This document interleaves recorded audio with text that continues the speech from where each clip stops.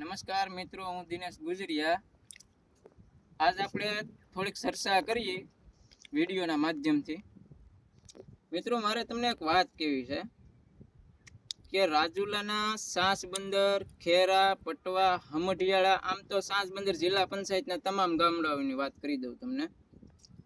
આપણે 5 વર્ષ પહેલા એક વ્યક્તિને આપણે સ્થાનિક સ્વરાજ્યની ચૂંટણીની અંદર આપણે એક ભાઈને છૂટાવીને ભાજપમાંથી જિલ્લા પંચાયતના સદસ્ય તરીકે મોકલ્યા કે ભાઈ તમે જાઓ, અમારા વિસ્તારના કામ કરો અને સારા કામ કરો.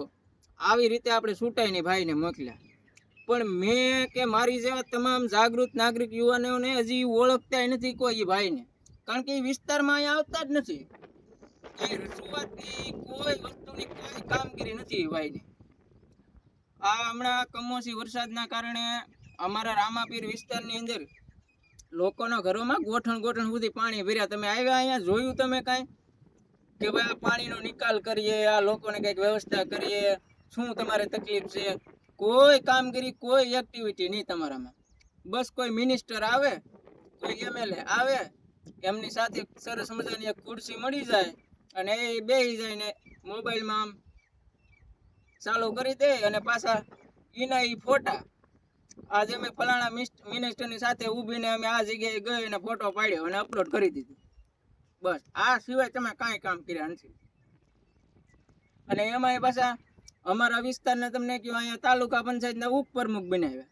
હવે એ ઉપપ્રમુખનો એટલો મોટો હોદ્દો છે એને તો કાંઈ કોઈ કામગીરીની એક્ટિવિટી નહીં, કાંઈ રજૂઆત નહીં. સરકાર શ્રીમાં આંગણવાડી હોય એમને પડી છે અમારા ગામમાં ઘણા વર્ષોથી મંજૂર થયેલી આંગણવાડી, કાંઈ કામગીરી જ નથી કરવી. તો આરોગ્ય કેન્દ્રની અંદર ક્યારેય જોવાય નથી ગયા કે આ ડોક્ટરો શું કરે, શું કામગીરી, કોઈ વસ્તુની કામગીરી નથી. તો તમે બીજું કરો શું?